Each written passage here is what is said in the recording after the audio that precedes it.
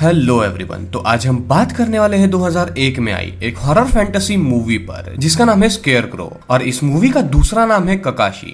इस मूवी की IMDb rating है 5.4 आउट ऑफ 10। तो दोस्तों बिना टाइम वेस्ट किए चलते हैं सीधा वीडियो की तरफ। मूवी की शुरुआत ककाशी नाम के ट्रेडिशन को बताते हुए होती है। असल में पुराने वक्त में लोग एनिमल्स और ह्यूमन हेयर्स को जला दिया करते थे ताकि वो एविल एनिमल्स और स्पिरिट से अर्थ को बचा पाए। कुछ टाइम बाद उन्होंने स्केयरक्रोस को जलाना शुरू कर दिया क्योंकि वो भी एविल स्पिरिट्स को भगा सकते थे। पर ये सब करना उन्हें कितना भारी पड़ सकता है इस बात का उन्हें अभी आइडिया नहीं था। कहानी के ओपनिंग सीन में हम कारू नाम की एक लड़की को देख पाते हैं जो कि आग के लपटों के सामने जोर जोर से चिल्ला रही होती है और कहती है कि आखिर ये सब उसके साथ ही क्यों हो रहा है। अब कारू के साथ ये सब कुछ क्या हो रहा था इसके बारे में तो हमें आगे ही पता चलेगा। अब यहाँ से कहानी कुछ समय पहले शिफ्ट होती है जहाँ पर कारू अपने भाई सुयोशी से मिलने के लिए उसके अपार्टमेंट जाती है। एक्चुअली कारू के पेरेंट्स बहुत पहले ही इस दुनिया को छोड़कर जा चुके थे। इस वजह से कारू की फैमिली में बस उसका भाई ही बचा हुआ था जिससे वो बहुत ज्यादा प्यार करती थी। पर पिछले एक वीक से वो उससे कोई भी कांटेक्ट नहीं कर पा रही थी। इस वजह से वो उससे मिलने के लिए उसके अपार्टमेंट चली जाती है। जब वो उसके अपार्टमेंट आती है तो वहाँ कोई भी नहीं होता है जो कि काफी अजीब था। तभी उसे सुयोशी के टेबल पर इजुमी नाम की एक लड़की का लेटर मिलता है। वो लेटर काजुकाटा विलेज से आया हुआ था। उस लेटर में इजुमी सुयोशी को मिलने के लिए बुला रही होती है और वो काइंड ऑफ एक लव लेटर था। असल में गाइस इजुमी जो थी जिसने ये लेटर लिखा था वो कारू की एक पुरानी फ्रेंड थी। पर वो सुयोशी को मिलने के लिए क्यों बुला रही थी ये सब अभी तक से कारू को समझ में नहीं आ रहा था। तभी अचानक उस लेटर में से कुछ स्ट्रॉ के टुकड़े गिर जाते हैं जिसे देखकर कारू तुरंत सुयोशी को ढूंढने के लिए काजुकाटा विलेज की तरफ जाने लगती है। अब रास्ते में कारू को एक औरत सैली का मिसिंग पोस्टर दिखाई देता है और तभी पास ही उसे एक टनल भी दिखाई देता है जो कि काजुकाटा विलेज तक पहुंचने का एक रास्ता था। वो टनल से होकर जाने लगती है पर तभी अचानक उसकी गाड़ी में कुछ आवाज आने लगती है और वो गाड़ी वहीं पर खराब हो जाती है। अब कोई रास्ता ना होने की वजह से वो गाड़ी के बाहर आती है और इधर उधर देखने लगती है। पर तभी अचानक से उसे अंधेरे में किसी के हंसने की आवाज आने लगती है। पहले तो उसे लगता है कि शायद वो डरी हुई है इसलिए उसे आवाजें आ रही है। पर जब उसे दोबारा वो आवाज सुनाई देती है तो वो तेजी से उस टनल के बाहर जाने लगती है। तभी टनल से बाहर निकलते ही उसे शुसाका नाम का एक आदमी दिखाई देता है जो कि बहुत से स्केयरक्रोस को लेकर कहीं पर जा रहा था। कारू उससे किसी मैकेनिक के बारे में पूछने की कोशिश करती है पर वो उसकी कोई भी बात का जवाब नहीं देता है। पर जब वो उससे स्केयरक्रोस यानी कि ककाशी के बारे में पूछती है तो उसे वो बताता है कि गांव में एक ककाशी फेस्टिवल होने वाला है और वो सब उसी की तैयारी कर रहे हैं। इसके बाद वो उससे मियामोरी का रेसिडेंस पूछने की कोशिश करती है जिस पर वो उससे कहता है कि बस इस रोड पर आगे सीधा चलते जाओ। अब ये सब कुछ काफी अजीब था। खैर कारू आगे बढ़ती है और एक रेड ड्रेप्ड विंडमिल के पास जा पहुंचती है जहां उसे बहुत से लोग ककाशी बनाते हुए दिखते हैं जो कि शायद उसी फेस्टिवल की तैयारी कर रहे थे। तभी अचानक वो लोग कारू को देखकर उसे घूरने लगते हैं जिससे कारू घबरा जाती है और आगे जाने लगती है। अब ये विलेजर्स उसके साथ ऐसा इसलिए कर रहे थे क्योंकि वो बाहर से आने वाले लोगों को एक्सेप्ट नहीं करते थे। आगे बढ़ते हुए कारू को एक छोटी बच्ची और एक लड़की दिखाई देती है। उस लेडी को देखकर कारू शॉक हो जाती है क्योंकि वो लड़की कोई और नहीं बल्कि सैली थी जिसका मिसिंग पोस्टर बाहर लगा हुआ था। तभी वहाँ पर शुसाकू आ जाता है जो कि उस छोटी बच्ची का पिता था और वो अपनी बेटी को वहाँ से जबरदस्ती ले जाता है ये बोलकर कि उसे बाहर वालों से बिल्कुल भी बात नहीं करनी चाहिए। उसी वक्त सैली भी वहाँ से गायब हो जाती है। कुछ देर बाद कारू मियामोरी रेसिडेंस पर जा पहुँचती है जहाँ पर वो डोरबेल बजाती है पर कोई भी उसका रिस्पॉन्स नहीं देता है। इस वजह से वो घर के पीछे जाती है जहाँ थोड़ा अंदर जाने पर उसे इजुमी की मदर यूकी मिलती है। अब ये वही इजुमी है जिसने उसके भाई को लेटर लिखकर यहाँ पर इस गांव में बुलाया था। जब कारू उनसे इजुमी के लेटर के बारे में और अपने भाई के बारे में पूछने की कोशिश करती है तो यूकी उसे वहाँ से चले जाने के लिए कहती है और खुद घर के अंदर चली जाती है। उसी वक्त कोजो जो कि इजुमी का डैड था वो कारू से बात करने लगता है। वो कारू को बताता है कि उनका जन्म उसी गांव में हुआ था पर उन्हें ये जगह कुछ खास पसंद नहीं थी। इस वजह से उन्होंने बाहर शिफ्ट होने का सोचा पर जब इजुमी की कंडीशन खराब होने लगी तो वो वापस से इस गांव में आ गए। वो कारू को बताते हैं कि इजुमी की तबीयत ठीक नहीं है इस वजह से वो पास के एक स्पेशल क्लिनिक में है। ये सब सुनकर कारू उन्हें इजुमी का लेटर दिखाती है और अपने भाई के बारे में पूछती है। पर कोजो को उसके भाई के बारे में कुछ भी नहीं पता था। इसके बाद वो कारू को आज रात अपने ही घर पर रुकने के लिए कहता है क्योंकि उसकी कार खराब हो गई थी और काफी लेट भी हो गया था। कारू को अब कुछ भी समझ में नहीं आ रहा था, इस वजह से वो उसके घर पर रुकने के लिए मान जाती है। वो यूकी से टेलीफोन के बारे में पूछती है क्योंकि उसके सेलफोन की बैटरी डेड हो चुकी थी, जिस पर यूकी कहती है कि उनके यहाँ टेलीफोन नहीं है। अब रात में कारू की नींद यूकी और कोजो के बात करने से खुल जाती है। यूकी कोजो से कह रही थी कि आखिर उसने कारू को अपने घर पर क्यों रुकने दिया। खैर तभी कारू को किसी की प्रेजेंस महसूस होती है, इस वजह से वो सीढ़ियों से ऊपर जाती है। तभी उसे किसी की परछाई दिखाई देती है, जिसका पीछा करते हुए वो एक रूम में जा पहुंचती है। वहाँ उसे एक ककाशी दिखाई देता है, यानी कि स्केयरक्रो, जो अचानक से जिंदा हो जाता है। कारू उसे देखकर समझ जाती है कि वो इजुमी है। इस वजह से वो उससे अपने भाई के बारे में पूछती है, जिस पर इजुमी कहती है कि तुम हमेशा से ही मेरे और सुयोशी के बीच में आती रही हो। असल में इजुमी ऐसा इसलिए बोल रही थी क्योंकि कारू की वजह से ही वो कभी भी सुयोशी के साथ नहीं रह पाती थी।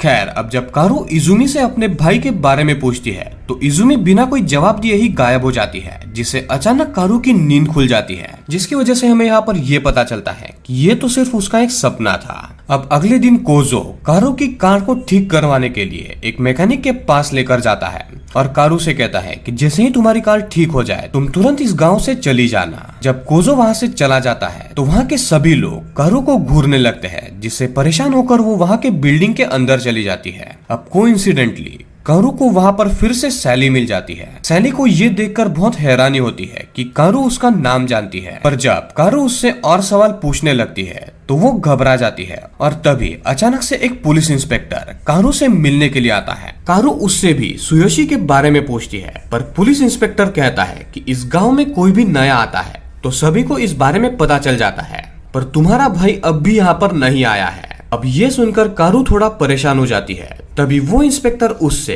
ककाशी फेस्टिवल के बारे में बात करने लगता है, जो कल रात को होने वाला था। कारू को ये तो समझ आ चुका था कि वो विलेज कुछ अजीब है, इस वजह से वो किसी भी तरीके से अपने भाई को ढूंढकर यहाँ से जाना चाहती थी। अब उस दिन कारू की कार रिपेयर नहीं हो पाई थी, इसी वजह से वो एक और दिन कोजो के घर पर रुकने का डिसाइड करती है। कोजो भी बिना कुछ कहे उसे एक और दिन अपने घर पर रहने देता है, पर यूकी को ये बात बिल्कुल भी अच्छी नहीं लग रही थी। खैर अब उस रात कारू को एक और सपना आता है और इस बार भी वो उसी रूम में जा पहुंचती है जिस रूम में वो पिछली रात सपने में गई थी। तभी अचानक से उसे रूम के अंदर अपना भाई दिखाई देता है, जो इजुमी के ककाशी को पेंट कर रहा था। सुयोशी को देखकर कारू उसे बहुत सी आवाजें देती है, पर उसे तो जैसे कुछ सुनाई ही नहीं दे रहा था। कारू उसके पास जाना चाहती थी, पर गेट की वजह से वो अंदर नहीं जा पा रही थी। काफी देर स्ट्रगल करने के बाद वो अंदर चली जाती है, पर तभी अचानक इजुमी का ककाशी उसके ऊपर गिरने लगता है और ये इतना भयानक था कि उसकी नींद खुल जाती है। पर जैसे ही वो उठती है तो उसके हाथ में ककाशी के स्ट्रॉज होते हैं, जिसका मतलब ये था कि जो कुछ भी उसने देखा वो सिर्फ एक सपना नहीं था। इन सब के बाद कारू अपने मैकेनिक के पास जाती है, जो उसे बताता है कि उसकी कार रिपेयर हो चुकी है। पर वहां से जाने से पहले कारू एक और बार फिर से सैली से मिलने जाती है। उस वक्त उसे वहां पर एक बूढ़ा आदमी दिखाई देता है, जो कि कुछ लेटर्स को लिख रहा होता है। अब ये वैसे ही लेटर्स थे जैसे कि सुयोशी को भेजे गए थे, वो भी इजुमी की तरफ से। ये देखकर कारू उस आदमी से बात करने की कोशिश करती है, पर तभी वो नोटिस करती है कि उस आदमी ने हाथों में ग्लव्स पहने हुए हैं और उसमें से स्ट्रॉज निकल रहे हैं, जो देखकर कारू को काफी अजीब सा लगता है और देखने से लग रहा था मानो ये आदमी कोई स्केयरक्रो यानी कि ककाशी हो। और तो और तभी वहां पर सैली आ जाती है और कारू को तुरंत वहां से चले जाने के लिए कहती है। उस वक्त कारू उससे अपने भाई के बारे में वापस पूछती है, पर सैली कहती है कि अगर तुम जिंदा रहना चाहती हो तो अभी यहाँ से चली जाओ। तभी अचानक से एक और आदमी कारू के ऊपर अटैक करने आता है, पर ये असल में एक ककाशी था यानी कि स्केयरक्रो, पर वो बिल्कुल रियल आदमी के जैसे कारू पर अटैक कर रहा था। ये सब देखकर कारू काफी ज्यादा घबरा जाती है और वहां से भागने लगती है। वो जैसे ही अपनी कार में बैठती है वो देखती है कि उसके आसपास के सभी विलेजर्स उसकी तरफ आने लगते हैं, जो देखकर वो कार को स्टार्ट करने की कोशिश करती है, पर उसकी कार स्टार्ट नहीं हो रही थी, जिससे एट द एंड वो उस कार से उतरकर भागने लगती है।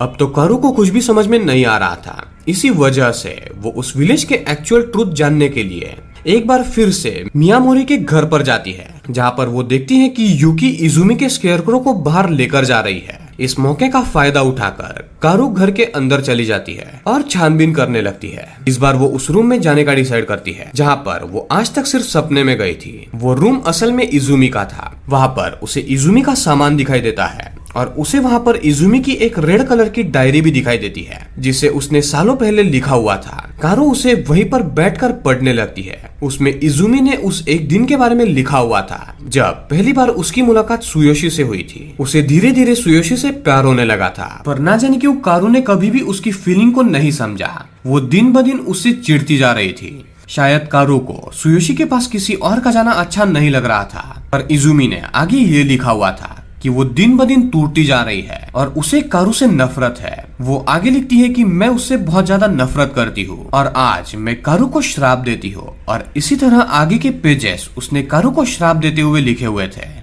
अब ये सब कुछ देखकर तो कारू के होश उड़ जाते हैं। उसे तो ये यकीन ही नहीं हो रहा था कि उसकी दोस्त उससे इतना नफरत करती है और उसे श्राप तक दे सकती है। पर तभी अचानक इजुमी उसे दिखाई देने लगती है और वो कारू से कहती है कि अब तुम कुछ भी नहीं कर सकती हो, अब मैं वापस आ चुकी हूँ और अब मैं सुयोशी को लेकर ही जाऊंगी। ये सब देखकर तो कारू के होश उड़ जाते हैं। वो भागते हुए घर से बाहर आ जाती है। तभी वहाँ पर कोजो आ जाता है और जब उसे समझ आ जाता है कि कारू ने इजुमी की आत्मा को देख लिया है तो वो उसे संभालता है। और तभी कारू उससे अपने भाई के बारे में पूछती है, जिस पर कोजो उसे अपने क्लिनिक पर लेकर जाता है। रास्ते में कोजो उससे पूछती है कि आखिर ये गाँव क्या है, जिस पर कोजो उससे कहता है कि ये गाँव वो जगह है जहाँ पर हम जिंदगी और मौत के साथ एक साथ रहते हैं। असल में जो लोग मर जाते हैं लोग उन्हें कभी भी खोना नहीं चाहते हैं। इस वजह से लोग ककाशी बनाते हैं और ककाशी फेस्टिवल के टाइम पर सभी मरे हुए लोग ककाशी में वापस आ जाते हैं, जिससे कोई भी कभी भी नहीं मरता है। कुछ साल पहले जब इजुमी की डेथ हुई थी तो हमने भी सोचा था कि वो उसे रेजरेक्ट करेंगे, पर हर बार ये रिचुअल सही नहीं होता है क्योंकि इजुमी बहुत ही तड़प तड़प कर मरी थी। इस वजह से उसके अंदर अपने सपने को पूरे करने की प्रबल इच्छा थी। इस वजह से वो एक बुरी आत्मा बनकर वापस आई है और इस गाँव को वो अब हॉन्ट करती है। तभी वो लोग क्लिनिक में जा पहुंचते हैं जहाँ पर कारू को सुयोशी दिखाई देता है। उसे देखकर कारू बहुत खुश हो जाती है और वो उससे जाकर मिलती है, पर सुयोशी जो है वो बस इजुमी इजुमी ही चिल्ला रहा होता है। कारू उससे वहाँ से चलने के लिए कहती है, पर सुयोशी वहाँ से जाने के लिए रेडी नहीं था। ये सब देखकर कारू उसे एक जोर से थप्पड़ लगाती है और तुरंत ही सुयोशी होश में आता है। वो कारू को देखकर काफी खुश हो जाता है। अब कोजो उन दोनों को वहाँ से बाहर जाने के लिए अपनी कार देता है क्योंकि वो नहीं चाहता था कि उनकी मरी हुई बेटी की वजह से दूसरे लोग परेशान हो। अब कारू और सुयोशी वहाँ से जाने लगते हैं, पर तभी कारू कार को एक बिल्डिंग के बाहर लेकर जाती है और अंदर जाकर सैली को अपने साथ चलने के लिए कहती है। पर सैली जो है वो उसके फादर को छोड़कर नहीं जाना चाहती थी, जिसके फादर असल में एक स्केयरक्रो यानी कि ककाशी थे। बेसिकली जो भी लोग उस गांव में रहा करते थे उनका कनेक्शन बाहरी दुनिया से एकदम खत्म सा हो गया था और यही वजह थी कि सैली की मिसिंग पोस्टर्स गांव के बाहर लगे हुए थे। पर जब कारू उसे लेने के लिए वहां पर आती है तो सैली का फादर खुद ही उसे वहां से जाने के लिए कहता है, क्योंकि कोई भी पिता अपने बच्चों को कभी भी बुरी जगह पर नहीं रखना चाहता है। और अब इसी तरह कारू, सुयोशी और सैली तीनों भी इस गांव से बाहर निकलने लगते हैं। वही दूसरी तरफ गांव में ककाशी फेस्टिवल शुरू हो जाता है और सभी लोग अपने अपने ककाशी लाकर एक जगह पर रख देते हैं। इसके बाद वो लोग उन्हें छोड़कर अपने अपने घर पर चले जाते हैं, क्योंकि सबको ये पता था कि इन ककाशी के अंदर उनके चाहने वालों की आत्मा आ जाएगी और वो लोग अपने आप ही अपने घर पर आ जाएंगे। मगर युकी जो थी वो अपनी बेटी इजुमी के ककाशी को छोड़कर वहां से नहीं जा पाती है। वो वहीं पर अपनी बेटी के वापस आने का वेट करने लगती है। वही क्लिनिक में शुसुका अपनी बेटी को लेकर आता है जो कि अचानक से बेहोश हो गई थी। ये वही मैकेनिक है जिसे हमने मूवी की शुरुआत में देखा था। पर यहाँ पर जब तक वो कोजो जो कि एक डॉक्टर था उसके पास अपने बेटी को लेकर आता तब तक उसकी बेटी मर चुकी थी। कुछ ही देर बाद गांव में जोर जोर से हवाएं चलने लगती है और अचानक से शुशुका के जोर से चिल्लाने की आवाज आती है और वहां से इजुमी, जिसने शुशुका की छोटी बेटी के शरीर को घेर लिया था, वो बाहर आ जाती है और देखते ही देखते वो अपने पिता को भी जान से मार देती है, क्योंकि वो अब एक एविल स्पिरिट बन चुकी थी। वही दूसरी तरफ इजुमी की ककाशी में भी अचानक से जान आ जाती है और देखते ही देखते वो एकदम रियल लड़की बन जाती है, जिसे देखकर युकी बहुत खुश होती है और उसे गले लगा लेती है, क्योंकि वो ना जाने कब से अपने बेटी के वापस आने का वेट कर रही थी। पर तभी अचानक इजुमी उसका भी सर पकड़कर मोड़ देती है, जिसकी वजह से वो भी मारी जाती है। वही दूसरी तरफ कारू की कार अचानक से एक होल में फंस जाती है। वो लोग ना चाहते हुए भी पैदल वहाँ से भागने की कोशिश करने लगते हैं। तभी अचानक भागते हुए ना जाने कैसे वो इजुमी और बाकी ककाशी के पास आ जाते हैं और इजुमी सुयोशी को देखकर उसे बुलाने लगती है।